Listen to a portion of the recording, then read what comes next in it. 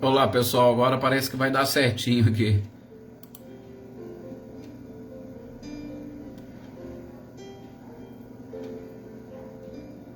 Não estava conseguindo entrar e acessar de jeito nenhum. Mas agora parece que vai dar certo. Deixa eu cumprimentar todos aqui. Boa noite, Lídia, seja bem-vinda. Boa noite também, Tuca. Olá, Leda. Boa noite, Filomena. Boa noite também, Ana Cristina. Olá, Elaine. Ricardinho e Lúcia, boa noite. Boa noite também para Selma. Boa noite, Adriana Valério. Olá, Cecília. Boa noite para você, para o Reinaldo. Boa noite, Valdete. Olá, Sr. Antônio e Isabela, boa noite. Boa noite também, Andréia Dantas. Leopoldina, seja bem-vinda. Boa noite, Maria Senhora. José Ricardo, boa noite. Boa noite, Joana Camargo. Sr. Luiz Alberto, boa noite. Gratidão é nossa. Olá, Luísa Nalim, boa noite. Boa noite também para a Salete, para o Márcio e para o Gustavo. Sejam todos bem-vindos. Vamos esperar só mais um pouquinho aqui para o restante dos nossos companheiros conseguirem acessar. Para nós... Olá, Célia, boa noite, seja bem-vinda. A Célia disse que estava com problema da internet, Célia, mas o problema acabou sendo nosso aqui.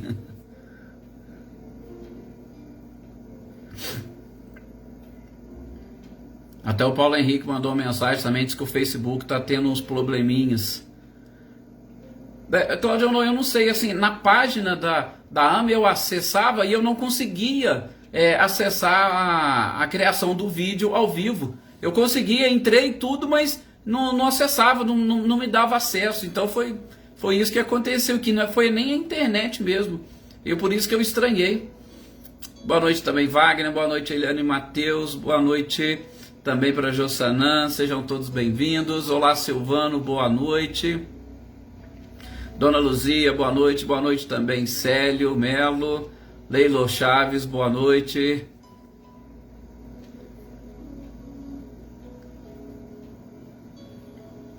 Olá, Paulo Witter, boa noite, seja bem-vindo.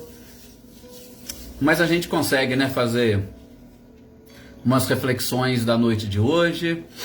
Aí a gente até termina, né, aquele caso que nós iniciamos na semana passada, do espírito criminoso arrependido Verger, mas a gente já vai retomar.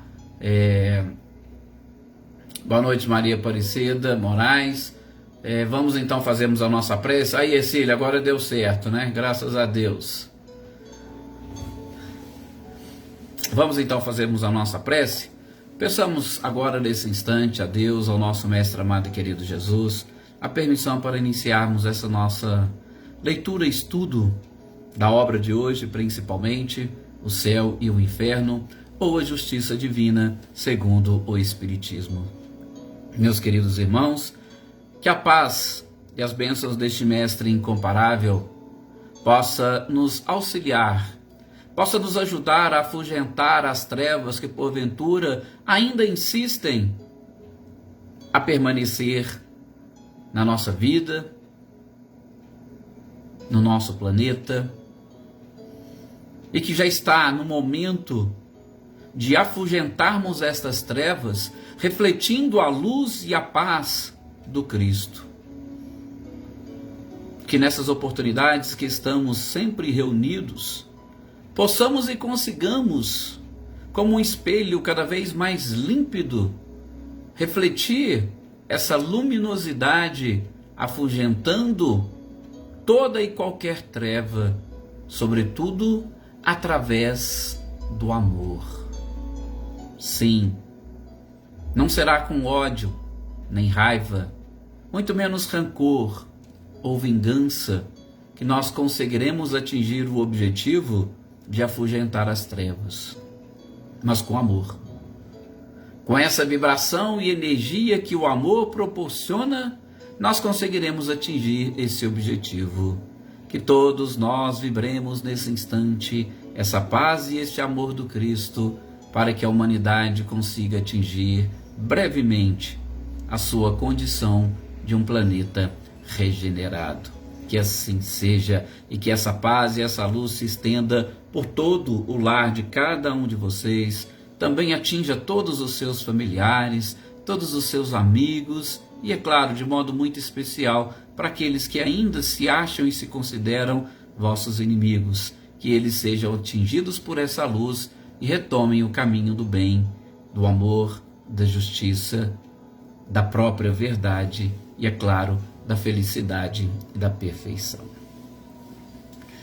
É isso que nós sempre buscamos, é isso que nós sempre esperamos. Boa noite, Eveline. Que bom que nós conseguimos, né? Boa noite, Eveline, Roberta e Gabi.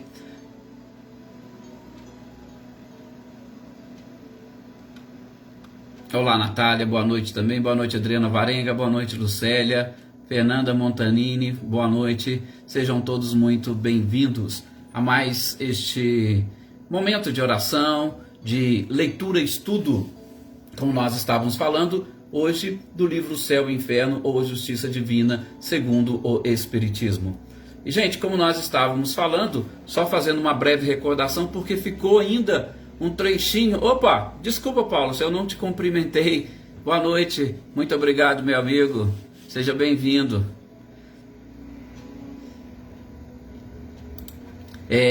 Nós estávamos falando do espírito criminoso arrependido Verger. Verger, esse criminoso arrependido, ele tinha assassinado o arcebispo, né, de Paris.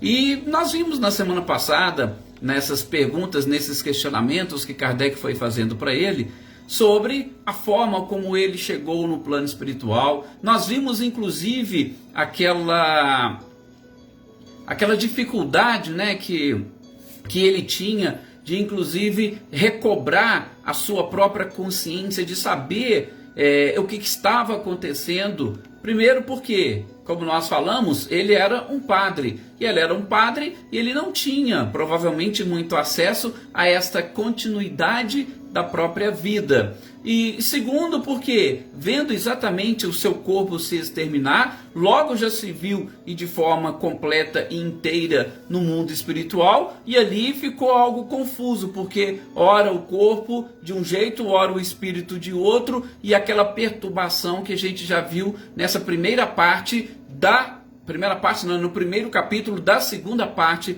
do livro Céu e Inferno, que é natural para todos os espíritos, um estado de perturbação diante daquelas questões realmente diferentes que nos assolam, diferentes sobretudo porque nós, muito ligados e vinculados ao próprio corpo físico, a gente não consegue viver uma vida espiritualizada. Então, a gente se liga exclusivamente ao próprio corpo e daí temos a dificuldade de entender e de encarar a vida espiritual. E naquela oportunidade, nós vimos e identificamos com este espírito a dificuldade que ele tinha, inclusive, de orar a Deus. Por quê?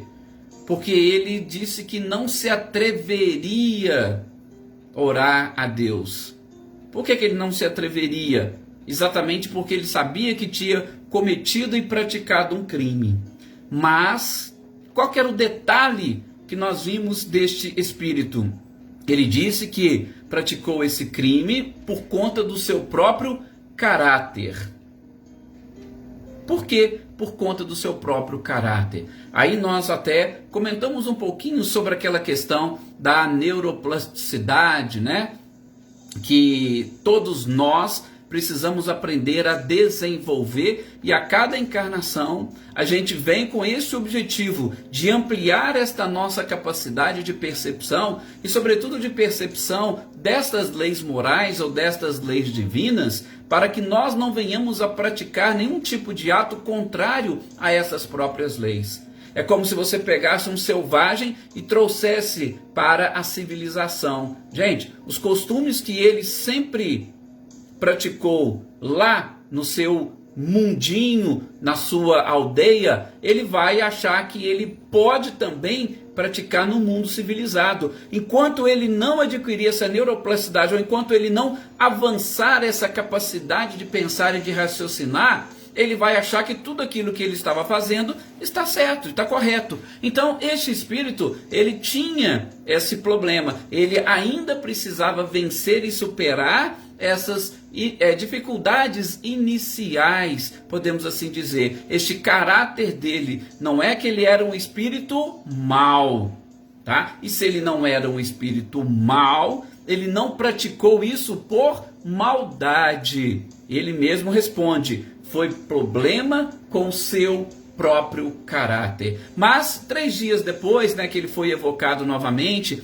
e que ele teve a oportunidade de continuar a conversa, claro que ele foi orientado pela própria espiritualidade, e perguntaram para ele: olha, então tudo bem, você está aí, você confirmou isso, mas você vai ser punido? Ele falou: sim, claro que eu vou ser punido. Só que é lógico, que tipo de punição esse espírito vai tomar? Que tipo de punição? Que tipo de sanção?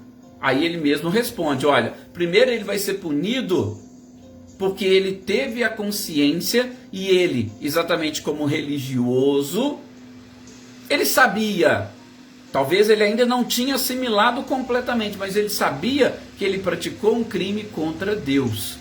E isso estava já na sua consciência, ainda que ele tenha praticado por força do seu caráter. Então, a gente sabe que a consciência ou esse sentimento de culpa já representa para nós uma punição.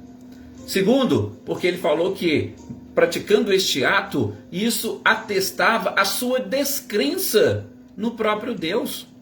Porque ele achou que estava praticando algum tipo de vingança. Ele se achava no direito de vingar alguma coisa. Mas, com certeza, ele não conhecia de forma muito completa e ampla as leis divinas. Se ele não conhecia as leis divinas, pelo menos da forma como nós conhecemos, ele sabe que não nos compete. Não cabe à criatura se arvorar na condição de criador, principalmente no sentido de querer tirar a vida de alguém. Se a vida quem deu foi Deus, somente Deus poderia retirá-la, inclusive do ponto de vista corporal. E ele vai dizer também que vai ser punido por conta do progresso, porque ele deixou de avançar durante este período que ele tinha a oportunidade de continuar crescendo, mas ele perdeu completamente a sua encarnação e com isso ele atrasou,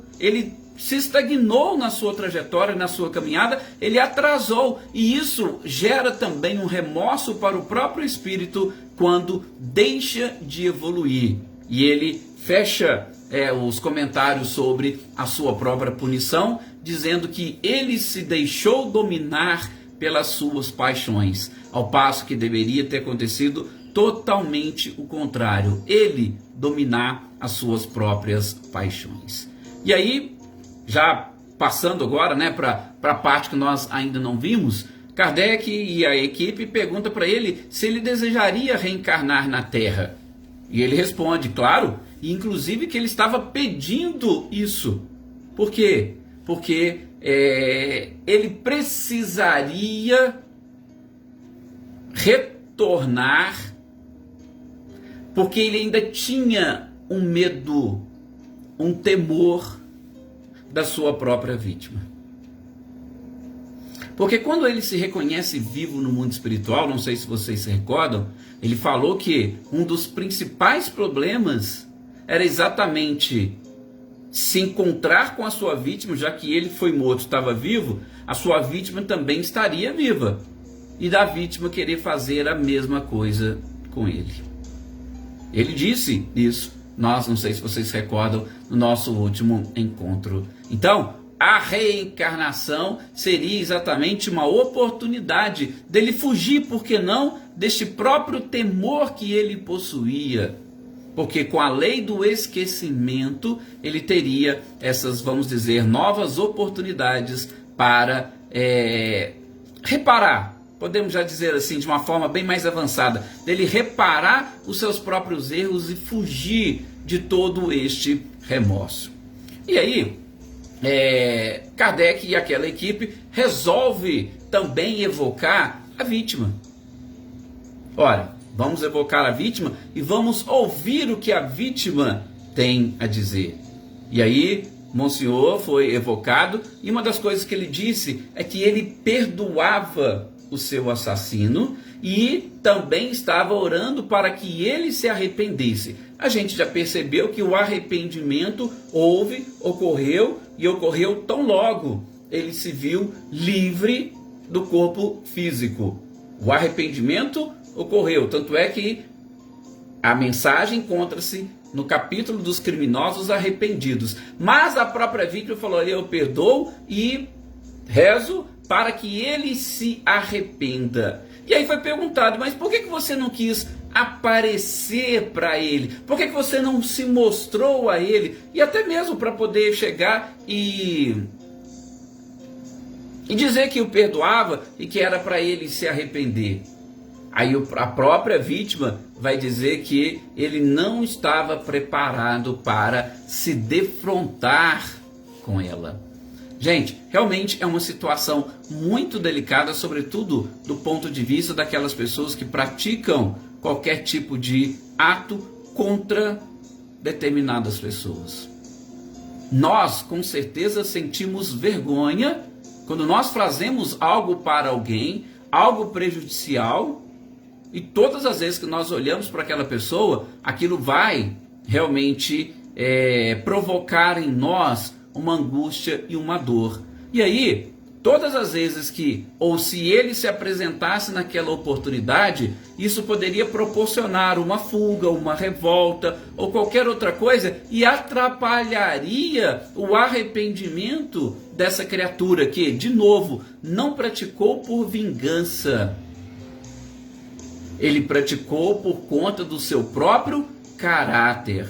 Sim, Wagner, com certeza, a gente já viu o arrependimento. Só que é lógico, quando a gente fala de arrependimento, que tipo de arrependimento?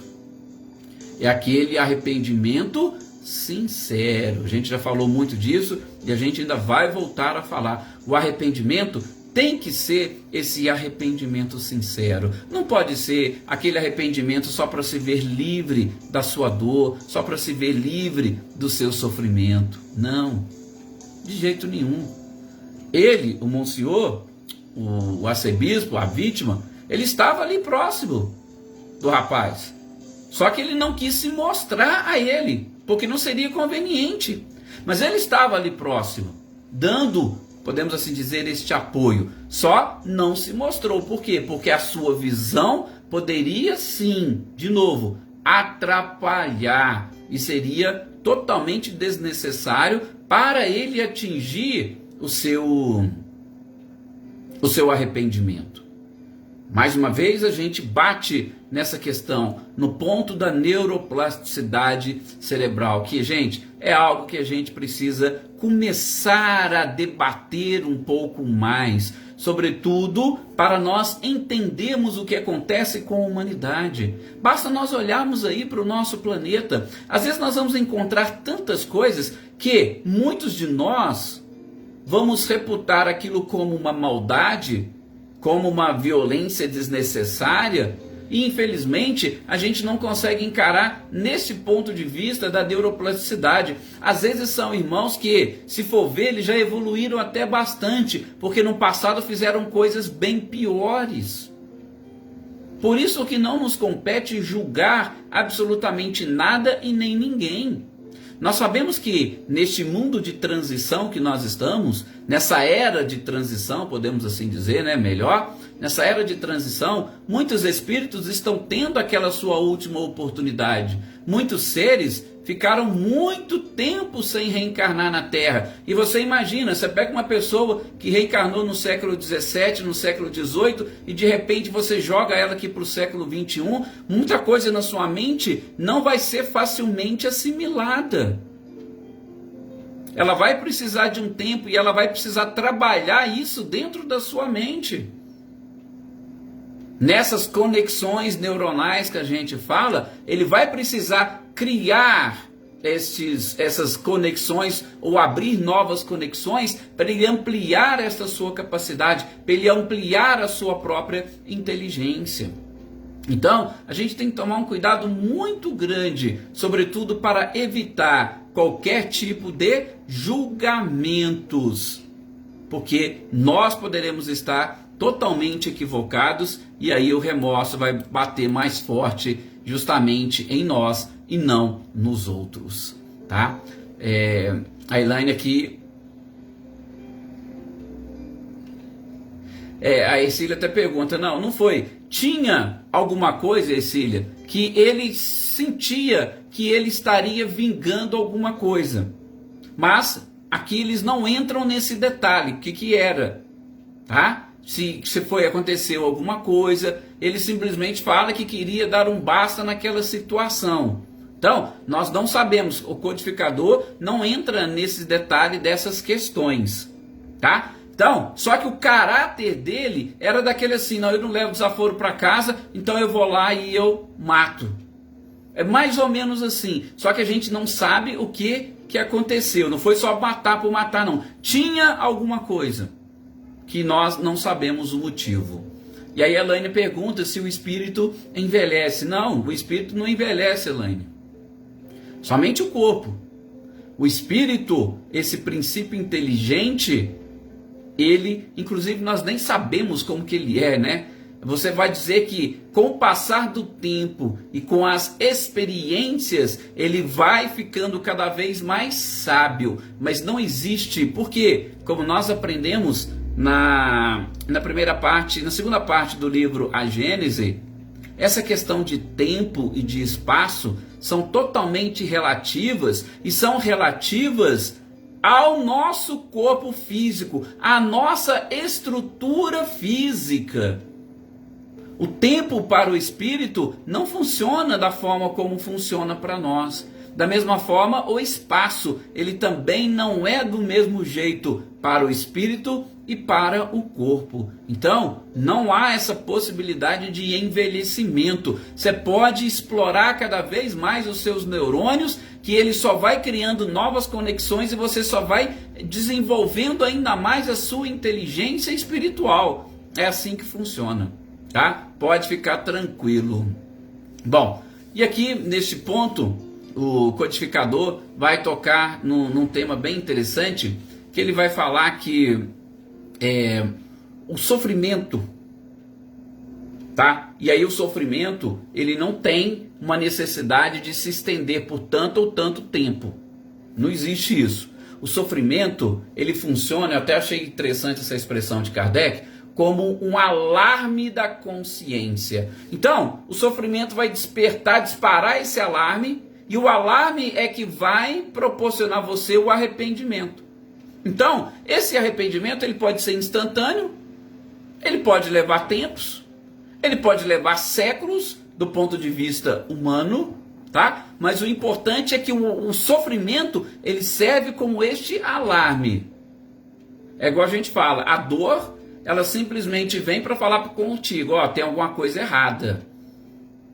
Se tem alguma coisa errada, procure descobrir. É o alarme que o nosso corpo vai enviar, lógico, né, para o nosso cérebro, para o espírito. O sofrimento, disparou o alarme, você viu, percebeu, nossa, errei, agiu errado, arrependeu-se sinceramente, vamos corrigir, vamos consertar. Não existe um tempo específico que você vai dizer, tem que sofrer por tanto tempo, porque por tanto tempo fez o outro sofrer. Não, definitivamente, fiquem tranquilos.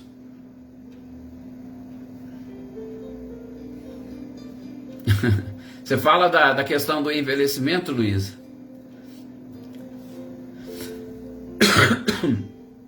Bom, sigamos aqui, fechando praticamente este comentário. A gente não vai nem entrar no próximo, né? Porque hoje teve gente aqui, a Daí mesmo falou que atrasou aqui, mas nós também tivemos um contratempo, a Daí, nós não conseguimos acessar a página aqui para iniciar a nossa transmissão no horário, então a gente também teve um pequeno contratempo, não se preocupe. Só para a gente fechar aqui, Kardec vai ressaltar a necessidade, de novo, de um arrependimento sincero. Arrependimento sincero é aquele que você vai dizer para você mesmo, opa, nunca mais farei algo dessa natureza. Eu nunca mais farei. Não é aquele que é arrependimento, eu não quero sofrer. Não, porque tem aquele arrependimento que a pessoa só não está querendo sofrer, mas no fundo, ela não se arrependeu daquilo que ela fez. Se pudesse, ela até faria de novo. Ela simplesmente não quer sofrer. Esse não é um arrependimento sincero. Arrependimento sincero, ele brota lá de dentro. E a gente tem que aprender a conviver com todas essas situações. Sim. Começando, inclusive, a avaliar o nosso comportamento aqui. Quantas coisas que nós fazemos no nosso dia a dia e que a gente faz, a gente até fala, eu perdoo, eu desculpo, mas aí quando vai ver e se fizer uma pergunta, mas aquilo que você fez, você se arrepende? Não, mas eu não tenho que me arrepender, quem tem que se arrepender é o outro. Ou seja, nunca consegue reconhecer o próprio erro. É diferente desses criminosos arrependidos que nós vamos ver, sobretudo deste que nós estamos falando agora. Ele se arrependeu no ato, no momento da sua entrada no mundo espiritual. Se arrependeu sinceramente. E ele falou que ele agiu, não deveria ter feito aquilo.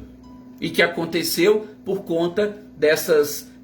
vamos assim dizer, da sua fraqueza ou da sua ignorância ainda, ou desta falta de crescimento neuronal ou neuroplasticidade cerebral que pudesse ampliar essa capacidade que ele tem de entender melhor todas as leis que regem o universo. Gente, nós fechamos por aqui, inclusive por conta do nosso próprio tempo. Mais uma vez peço desculpas por este probleminha, infelizmente foge, escapa ao nosso próprio controle. E no próximo encontro a gente vai falar da experiência de mais um espírito, Lemaire, né? Lemaire a gente pode dar uma impressão que é uma outra pessoa que teve também um papel importante nesse processo da codificação, mas a gente vai falar no próximo encontro desse outro criminoso arrependido. Fica aqui a minha gratidão a todos vocês. Peço a Jesus que continue abençoando a todos. Muita paz, muita energia, excelentes vibrações para todos vocês. E até o nosso próximo encontro. Que assim seja e uma excelente noite.